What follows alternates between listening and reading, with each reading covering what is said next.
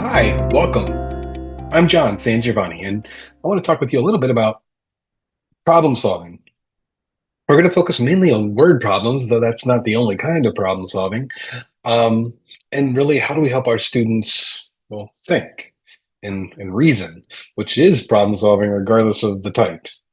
My email address is there, and so is my Twitter handle. Um, you're welcome and invited to ask questions anytime, all the time. But let's jump in, okay? Have you wondered about the cow yet? I think we should. Before we get into that, Cal, I do want to say thank you. Thanks for taking time out of your busy day, your busy life to invest in yourself for your kids. I admire you for that and appreciate you for that. So, again, thanks. All right, now to the cow, the part you really want to know about. Take a moment to solve the problem.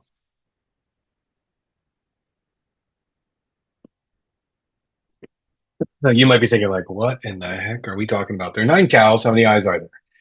You're like, 18. Enough. Wait, are you setting me up? Maybe. We'll find out in a second. Do you, you're sure it's 18, right? Well, yeah, every cow has nine eyes. Wait, every cow has two eyes. Okay, well, it doesn't matter. You understand my point, right? 18.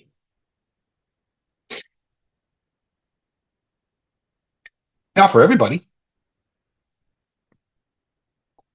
the student says there's 14 eyes because four cows are facing sideways. And you can see the ones on the right side, they kind of look, they're standing profile, so you can only see one eyeball. Granted, the cows kind of look like snakes, but that's a conversation for another day. Actually, that might be their noses. Well, anyhow, why start with this? Well, because this is a student who solved the problem in my district a couple of years ago, and I got a phone call from the parent when this was marked wrong. And the reason it was marked wrong was because, well, the answer is 18, or at least it's supposed to be. I had a great conversation with the teacher and understood the pressures of trying to grade things quickly and like the importance of right answers. And after I hung up, I thought about some other things. How often as a teacher, I marveled at students like this: diverse insights and perspectives, unique strategies, solutions, representations. Like, I loved when my kiddos did this. But then I often wondered, did I actually nurture those things? I mean, yeah, I showed them how to draw pictures and I helped them write equations, but that didn't necessarily mean I helped them think. I mean, I sometimes helped them think, but it was mainly like the way I wanted them to think. Thinking's hard. We all know an adult who can't. I'm not going to touch that one, but I think you understand my point, right? And so, why do I share this with you? Because teaching problem solving is part of teaching kids to think, and it's hard. Today's session is based on my work around routines to jumpstart problem solving. They're not really number talk routine type things, but instead instructional routines, things that I can do instructionally over and over again to help kids learn to think. In this session, I want to share with you or have you identify some challenges with teaching problem solving, and then to help you acquire some new practical things you can do, regardless of your curriculum resources, regardless of your textbook series, yada, yada, yada. Okay? Now, before we get started,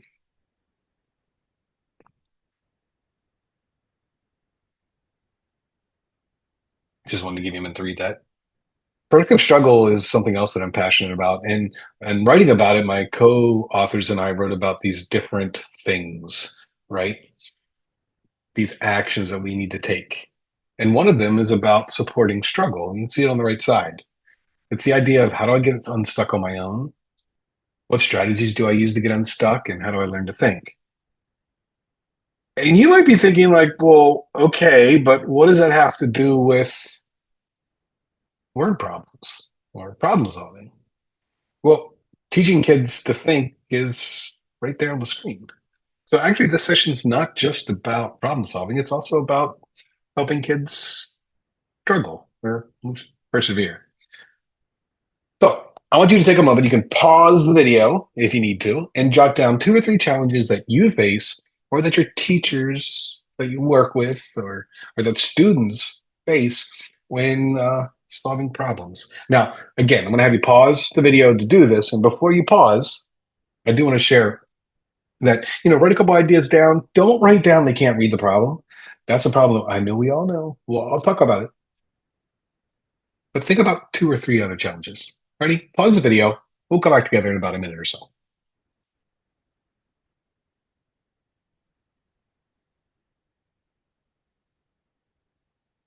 Okay, you've hit unpause, I'm assuming. All right, you hit unpause, play again. Here we go. So you wrote down a couple of things. I don't know what you wrote down, but in my work on this project, I found that it was important to talk with other teachers, to think about my own experiences, to review the literature. And what I noticed was that when it comes to problem solving, there are challenges that kind of fall into these buckets. Now, we talk about students not being able to read the problem, and yeah, it's true. Students sometimes can't read the problem, but I've often discovered that sometimes they just don't read the problem. Not that they can't. Why read when you already know what to do? Look, if you've ever put a furniture together or something together in general, do you really need to read the directions? You know what a cabinet looks like. Like we make assumptions all the time. I mean, students do the same thing. Some of the other challenges they face with problem solving, though, is about understanding the meaning or comprehending the problem, which is connected to reading. I agree. Skill association. We've been multiplying for the past 3 weeks. Why read when I already know what to do? This problem's about multiplying.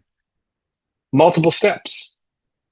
Sometimes students struggle with multiple step problems. I'm sure yours don't, but trust me, mine have. That was a bad joke. Strategy Palooza. You're like, what the heck is that? Strategy Palooza is something I made up. That's where you have so many strategies you don't know what to do, or you have so many strategies you're going to show them all at the same time. And it takes 37 days to get done. On the right side, making sense of the answer. Like if a dog is eating treats, there's going to be fewer treats. So your answer is going to be smaller, not because you're subtracting, but because of what's happening.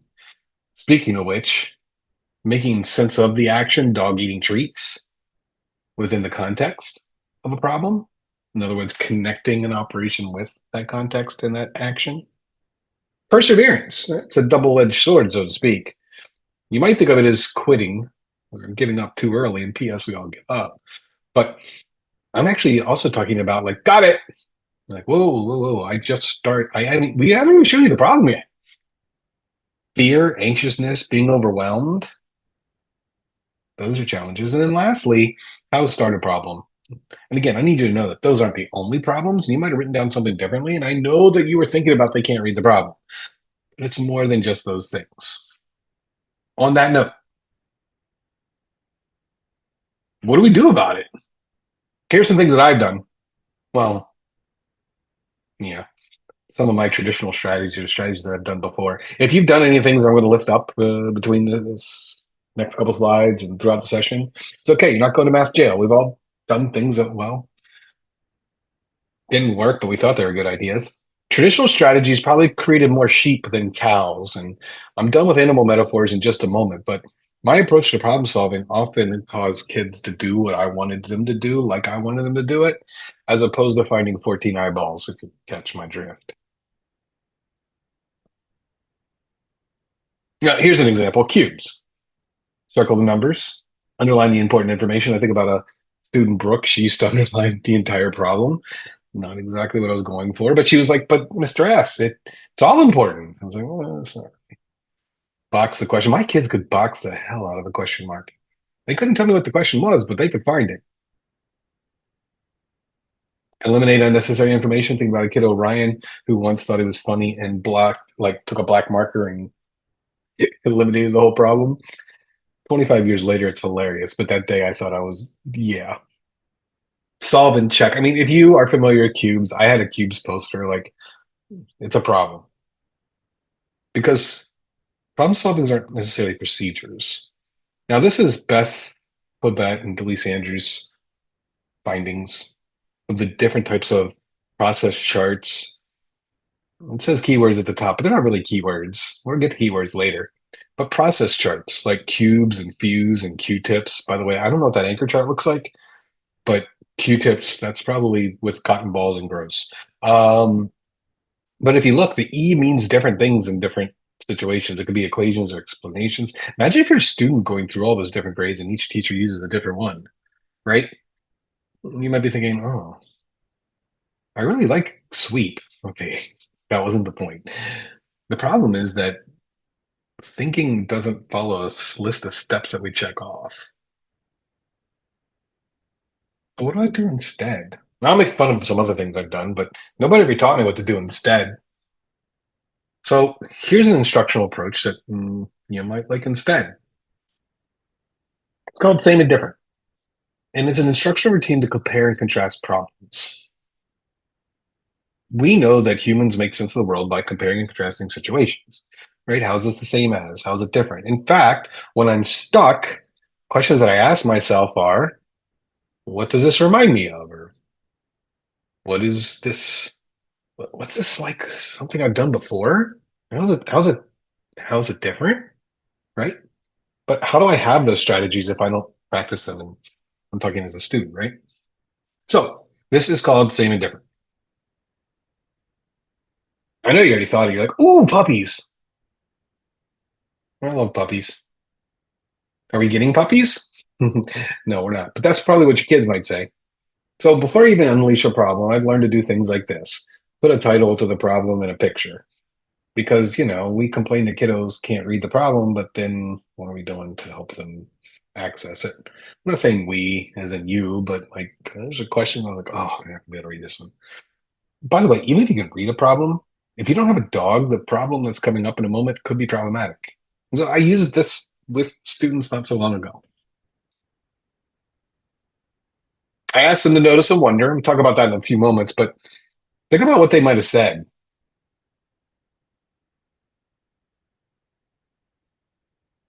They did say, "Oh, puppies! Oh, what's the puppy's name? Are we getting puppies?" My mom says like a bunch of those stuff, and then one kid said, "Why does it have an egg?" I was like, "An egg? Like what the heck are you talking about?" Oh, the egg. That's not an egg. Do you know what that is?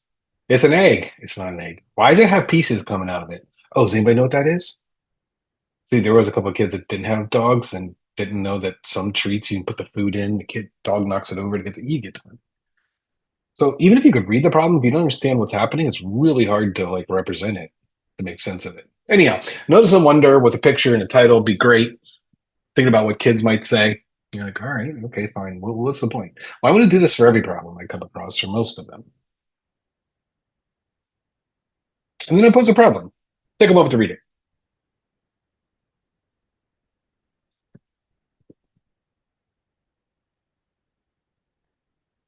I didn't have you read it because I wanted you to. Actually, it's something I learned to do.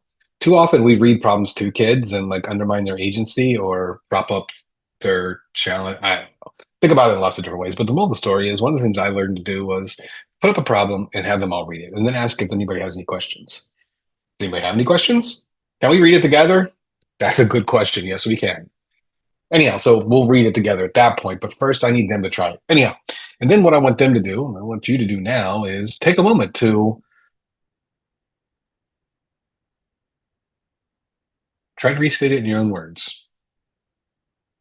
Take a moment to, what do you think you're going to need to be able to do to solve it? Take a moment to think about your equations. 12. Nope, nope, don't want the answer. Shut up.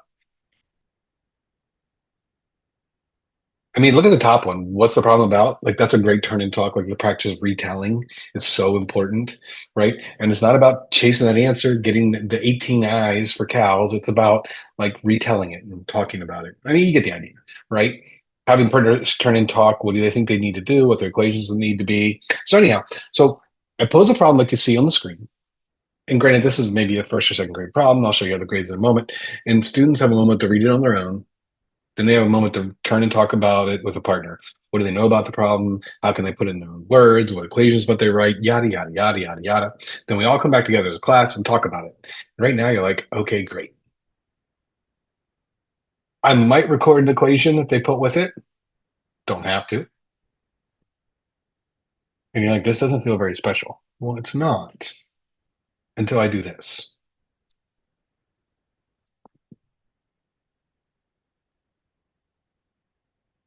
Turn and talk with a partner. How's the problem on the right side, the new problem, the same? And how is it different from the first problem?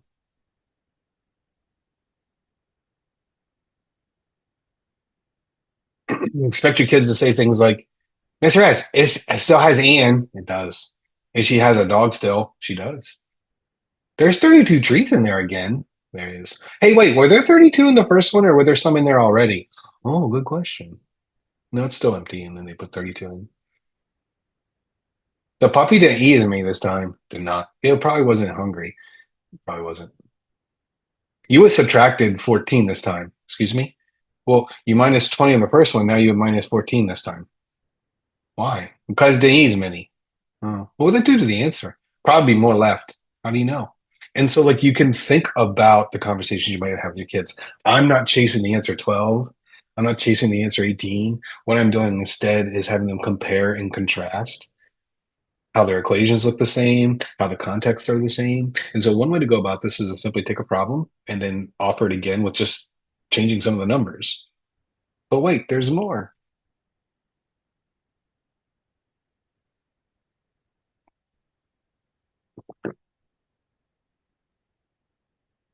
See, I let you read it first. Hey, by the way, before I make some commentary on this, if you're learning to divide in third grade, fourth grade, or whatever, and you know your facts or you're learning your facts, when you see 32 and 4 arranged like that and you're thinking division, well, even if you're not thinking division, 32 and 4 is a basic fact that you know. Like, you cannot not think the answer must be 8. Do you understand my point? Why read when you already know what to do? It's going to be 8. I know it's going to be 8. Now let me read to make sure it is 8. So anyhow, kids like would summarize what this is about, what their pictures might look like, what their equations might be. I might record those equations, or maybe the representations on the board or whatever. And you're like, dude, it's 32. Oh, wait, what? Treats can fill the toy. Oh, a dog toy holds 32 ounces, and the box can fill it once, twice, three, four times. So you're trying to figure out how many. Oh, okay. Gotcha. It's 128. Does that make sense? And then I pose a different problem on the right side. How is it the same and different?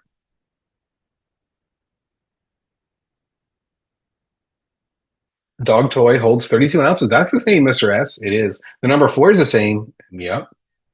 Oh, wait. But this time it says it takes four boxes to fill the toy. And the other time, a box could fill the toy four times. Oh, the question is a little different. It is. I mean, you understand how comparing and contrasting works, and I won't dwell on this too long, right? But where do I get a problem? Well, you have a ton of them in your resources, instructional resources, textbook programs and such, yeah.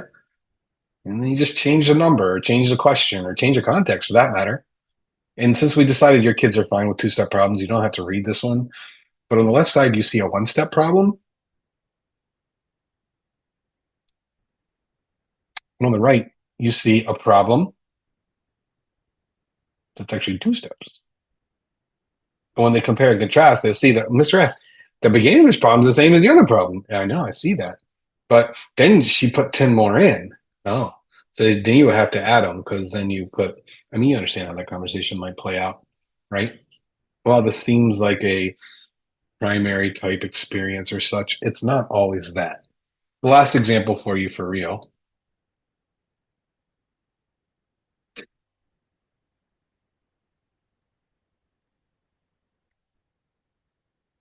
We can agree that that is one big batch of berries.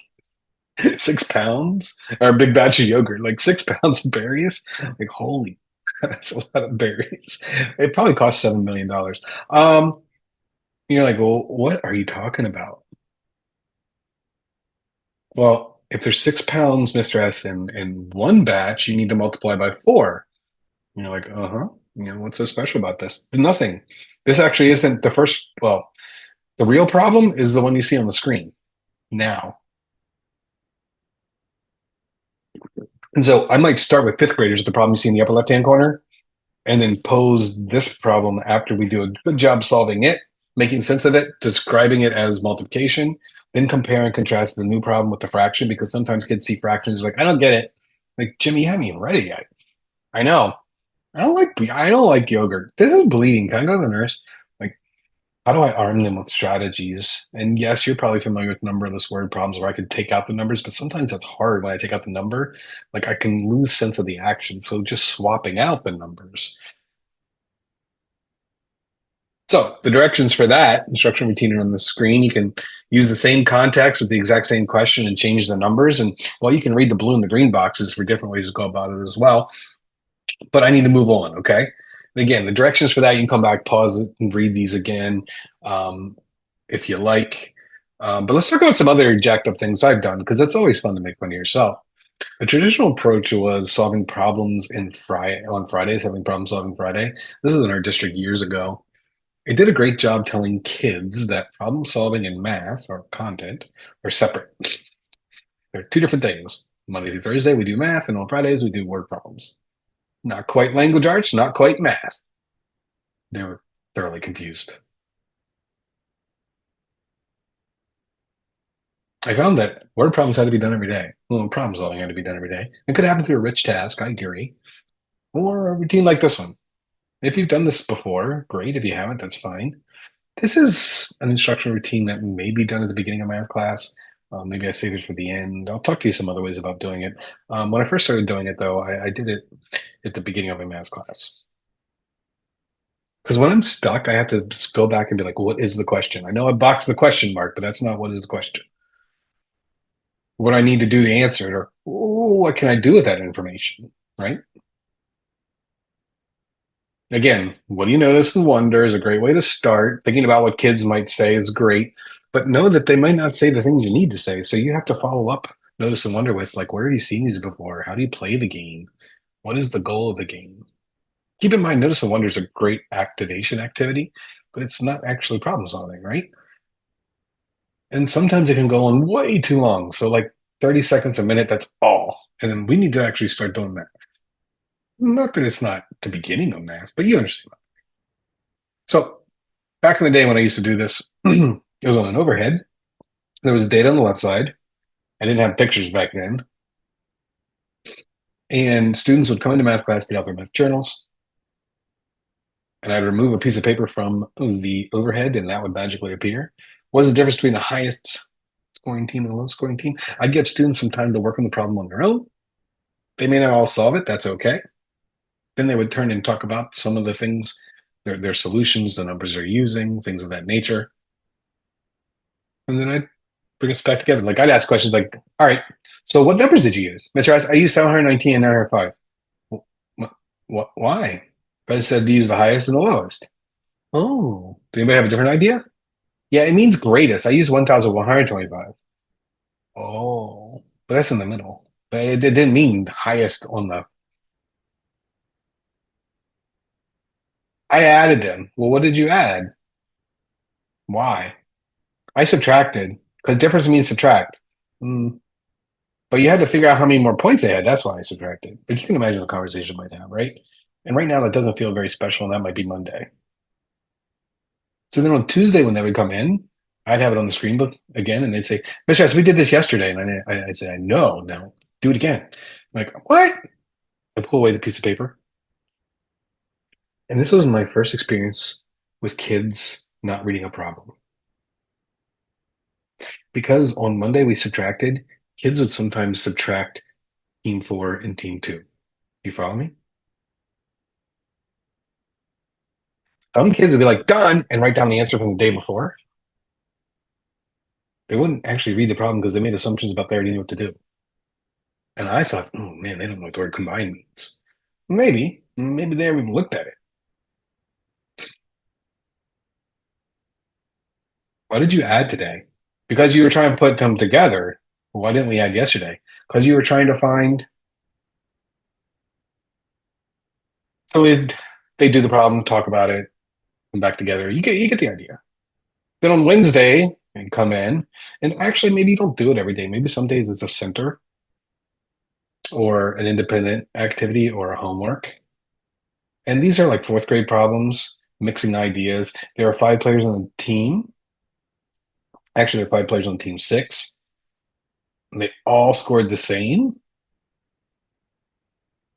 So now we're dividing the next day. Maybe it's not an operation every day. That's fine. I'll show you some other examples of primary grades in a moment. But before I do, I like to do it a couple times, like 4 to 5 times in a week before changing out the setting. And that was helpful for a lot of reasons.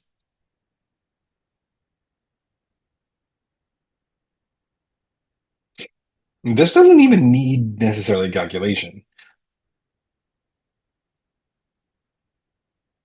right? Because it's not an even number, so therefore they couldn't have had the same score. Again, it could be independent, it could be homework. I like to do it a couple times with the class during the week. Maybe it's at the end. There's no wrong way to do it. But true story, when I was doing this in my elementary school, math was the first thing to start the day, and my team was having a breakfast. And what happened was the bell rang, kids came in, and I wasn't ready for math. They're like, Mr. S, what's the question? Mr. S, what's the question? Mr. S, what's the question? I was like, oh, frazzled. I was like, you know what, guys? Why don't you write your own question today? That tended to be a brilliant move. Now, some of their questions were horrible, and some of them were like 18-step problems that nobody could solve, right? And some of them were just right. And those that were just right, I kind of I grabbed their journals and used them the following week. And then I learned to like pass the questions around to my teammates and they would pass me theirs so that planning this once would cover me for like 4 to 5 weeks, right? Because each teacher on my team did a different context, a different set of questions. And you might be thinking, well, yeah, but I teach first grade. This isn't going to work. Well, it is. Just hang on. The point here is helping kids interrogate data and questions is really important for being problem solvers. Primary folks, it might be something like this. Who has the most cards? Who has the fewest? And there's no calculation involved. Some days I need to be quick and like that's all I was going to ask.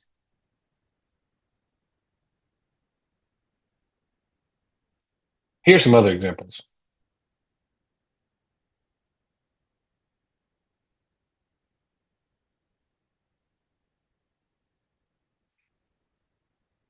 If you read the red box by now, you're like, what the heck? I feel like if you're not messing with your kids, you're not doing it right. What I mean by that is this. I would, from time to time, put a problem like you see, a question like you see in the red box, and like half of my class would get started, and the other class would just sit there and look at me like I was crazy. Like, what's wrong? Why aren't you guys working? Mr. Astor, who's Jake? What do you mean, who's Jake? Oh, there's no Jake. There's no Jake. We don't know what to do. And then I would turn to the other kids and be like, well, what are you all doing? Oh, we just made up a number for Jake. No, you can't do that. You can't make stuff up. Right. And so from time to time I'd ask them questions that couldn't be answered because that too is like a 21st century skill. Does the data really give us information that we can answer? Right. So this is what it would look like with fractions. Right. And I would change those questions out day after day after day. You get examples with the book. You don't have to buy the book. I mean, you can come up with examples obviously on your own. This is what it would look like in later grades in middle school. If you're a middle school teacher who wandered into this session, right, looking at ratio or following percents with more complicated tables. There's no right or wrong way to do it. You can come back and look at the directions. I'm going to move on and try to get you two more routines and play a short game in our time together, right? But being asked a question and answering it is really, really important. Knowing that the same information can change questions. But I want to go to another misstep, and this misstep isn't really about things that I did wrong with problem solving, more like in the past 20 or 30 years, as we become standards based or really focused on standards, most games in classrooms are about basic facts or place value or fluency. And by the way, they're fine and good.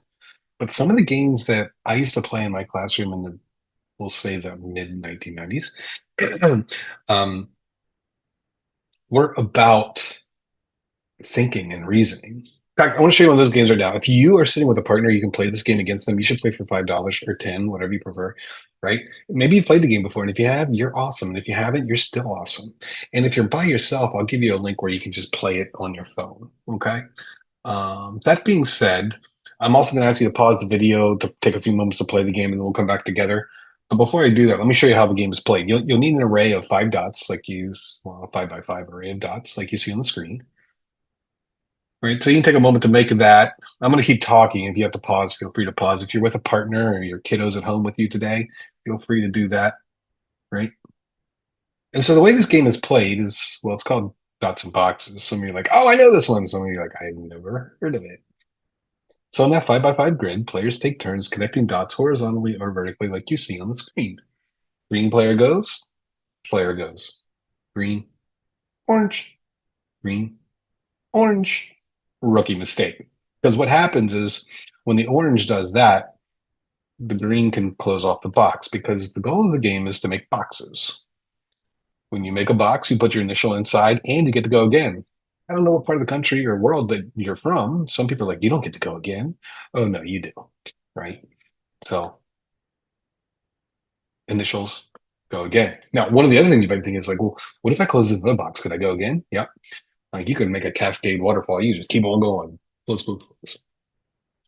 So take a moment to play the game. If you are by yourself, that's okay. You can hit that QR code and play a game against the computer on your phone, or use the bit.ly down the lower left-hand corner and go off and play it. I'm going to ask you to pause the video, play for a few moments, and come back together in about, well, whenever you're done. Good luck winning. And if you're playing for money, I need some of the proceeds.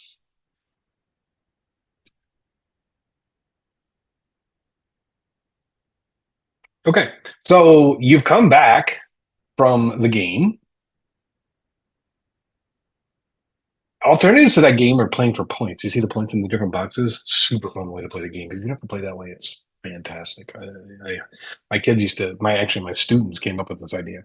They're like, Mr. House, can we put 1 million in one of those? And I was like, absolutely.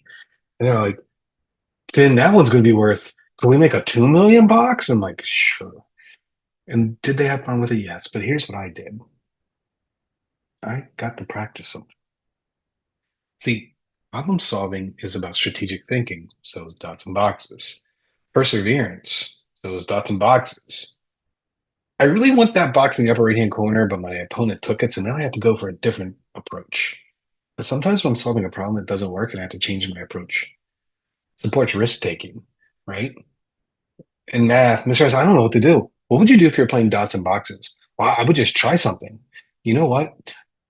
That's exactly what I want you to do right now. Just try something. But I don't know what to try. Anything. And also, it's a low risk way to tinker, trial and error. That's what dots and boxes and logic games are. But this also wires the brain to solve problems. And to be frank, it's been factored out of a lot of math classrooms, not dots and boxes, but logic games. In the upper right hand corner, Othello, if you're in your, let's just say if you're old, do you remember what that game feels like? I'm just playing, right? But do you remember the felt in that game? I mean, there's a lot of logic in the gamer board. Othello. Lower right hand corner's block is one of my all time favorites. Connect Four on the left side is a brilliant reasoning game. It's a classic, right? Upper left hand corner is called Nine Men's Morris. I'll let you figure out or find out more about that. But the point is, all of these are great ways to practice problem solving without doing a word problem, right? They're great centers. And people are like, Miss John, I can't do this every day. My message is don't do this every day. That's insane. But it's a great once a week, once every 2 weeks. And to be clear, these games you see on the screen, kiddos don't get a chance to play them at home anymore as often, just because that's who we are as a society. Nobody's fault. In fact, you do maybe have some neighbors who are trying to get rid of those games you see on the screen. So, like, go to their house and see if you can snag some free copies. That being said, all the games that you just saw on the screen are also available on a device. And in my opinion, they suck. Okay, that's not how I wanted to say that. But like there's some other things baked into experiencing things with a partner, right? Social emotional learning, taking turns, dealing with frustration. Our kids get plenty of screen time. I just don't love playing these games on a computer. Maybe if you want to, it's fine. I'm not judging, but there's just so much value in playing these. Oh, and one more thing, the computer will whip you every time. But you know who doesn't whip you? Jimmy. But Jimmy makes mistakes, and you learn every time Jimmy makes a mistake. iPhone, it's going to whoop you. Jimmy, maybe. That being said, I'm going to move on, but I want to say one more thing about games like this. Sometimes number crunchers don't do great at these games, but they're opportunities for other kids to shine. So let's move on. Two more thoughts about problem solving, and then we'll wrap up. Remember, I was talking about sheep and cows. If you don't remember, just scroll back to the beginning.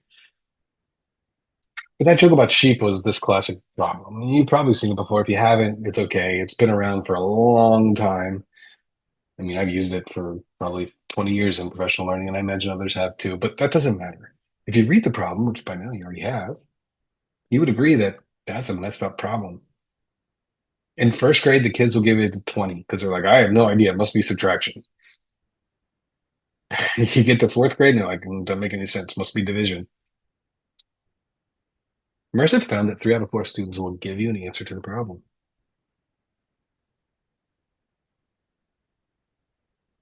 The real question is why? Because circling numbers and highlighting words and focusing on labeling your answer is not thinking. I need you to pay attention to the keywords part. Listen, traditional moves are keywords. A keyword to start a problem is a bad idea. To check your thinking, well, that's reasonable. I can maybe even get behind that. I used to have an anchor chart that had all the keywords on it in different colors, and it was beautiful, but that wasn't thinking. If you read that first problem about clowns, and you don't like clowns, you're already a little overwhelmed, but the word altogether means to add, yet that problem you need to subtract. And your move might be thinking like, well, couldn't you add the unknown? And I would counter with saying, yep, that's the go-to move for a 6-year-old, adding the unknown. Times means to multiply, but the second problem you need to divide. So an interesting little investigation if you're interested. I would suspect that if I provide a second grader or third grader with a word problem where the first number is larger than the second, and the word left comes in the problem 3 times, they will subtract. I bet 95% of them will subtract. It may seem like they can't read the problem, but it's really like I already know what to do.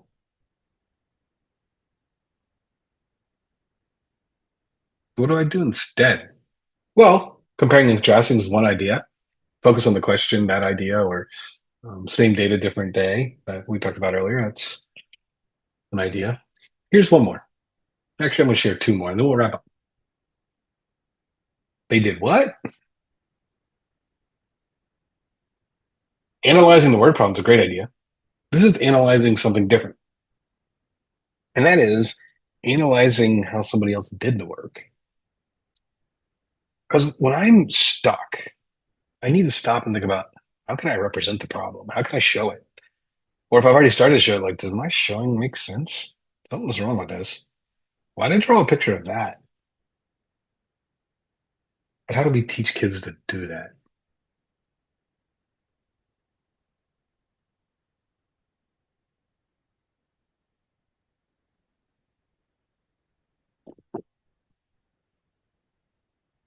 See, you're already reading.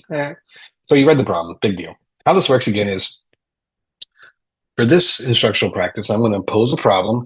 I'm not going to have them solve it necessarily, right? Although there's alternatives where I could go about that, but instead, I'm going to have them read the problem, retell it in their own words, talk about it, share ideas, yada, yada, yada, yada, yada. And then I'm going to show somebody's work.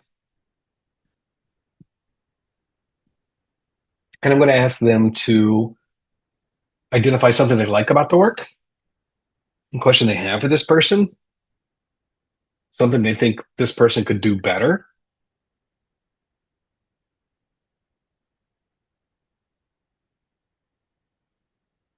And you might be thinking, is that real student work?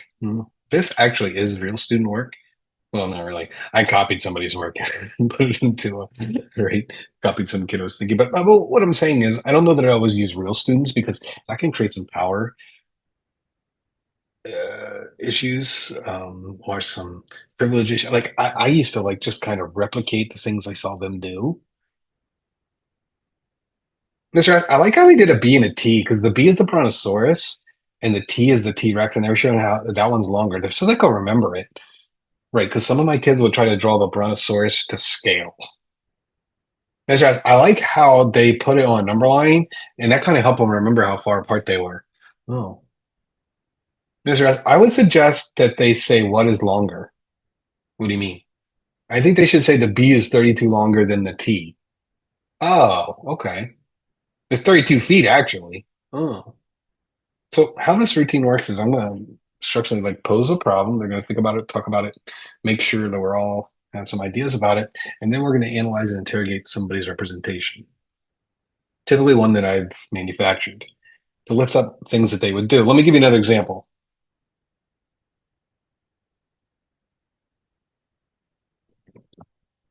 I'm working on the project. I did this with some kiddos at an elementary school to see what they would say.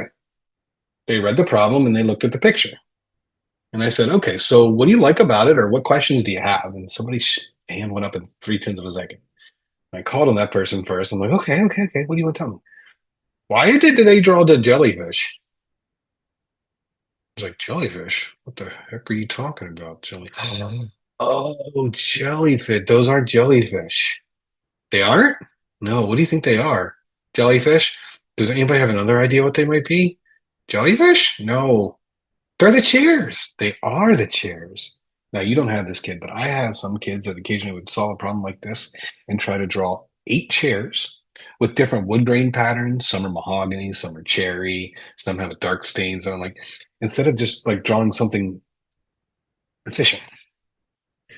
And so I say that to you because to help them see efficient ways to do it, sometimes like I would put up representations that I would want them to mimic or isn't mimic, but mirror, right? How could they have made it better? They could put four inside of each of the squares instead of put the jaw with legs. Oh, they need an equation. What do you mean? They should have done 8 times 4. Oh. Why didn't they draw the table? Oh, wait. Is the answer 32 or 36? I don't know. What do you think? I think they were thinking about the chairs. I mean, you can imagine all the conversations that could happen, right? One of my favorite problems of all time is about a cat named Chubbs. I don't remember the textbook it is in, but this cat weighed like 315 pounds or something stupid like that. And I'll never forget a kid saying, Mr. S, that's a big cat. So it was inspiration for this problem. But if you look at the student work, Chubbs weighs 61.6 pounds. Chubbs is a mountain lion, right? But this is a situation where this is an older class where they did 2 steps or they did some comparisons and like they had the right idea, but their calculations are wrong. I don't know that it's better than doing this. The point is giving students problems and having them think about them, followed by somebody else's representation for solving them, about making their own meaning. Does that make sense? Because for far too long, problem solving, among many other things, was about mimicking roles as opposed to making sense. On that note, one last one.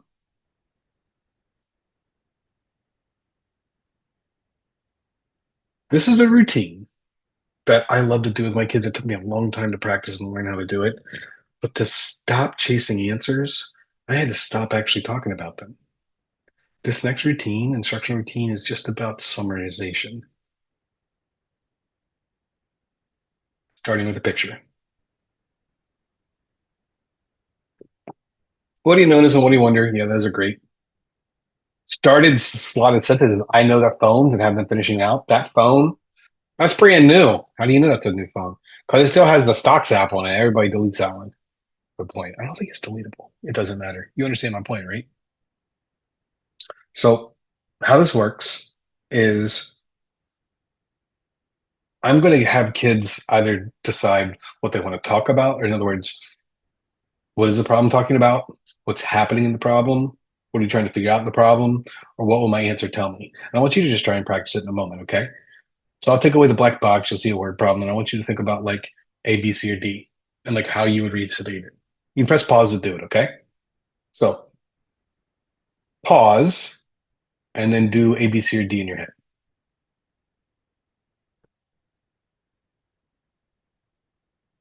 Okay, you've hit unpause. The problem is about Brie and her phone, and she got a new phone, and her old phone had 2,500 minutes, but this new one is 3,250, and so she's trying to figure out how much more it can hold.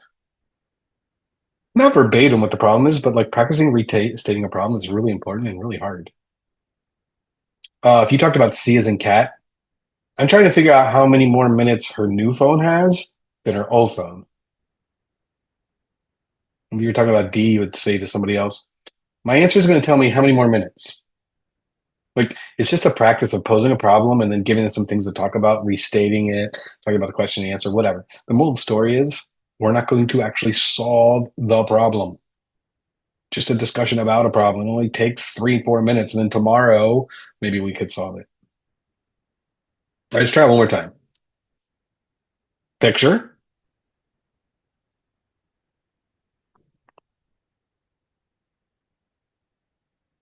Here's the problem.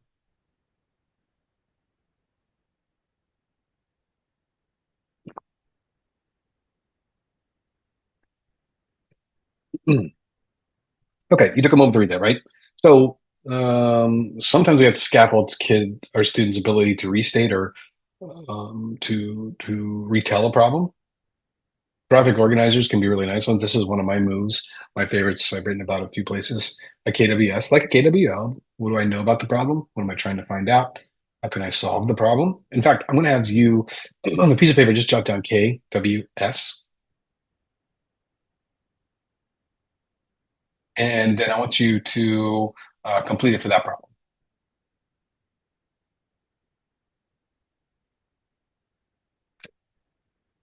And before I go on, if you need another moment, just press pause, fill out your KWS, and then come back in a moment. Okay. I'm gonna go forward because I assume that you are pressing on pause and now. I don't know how that works. This is Robert.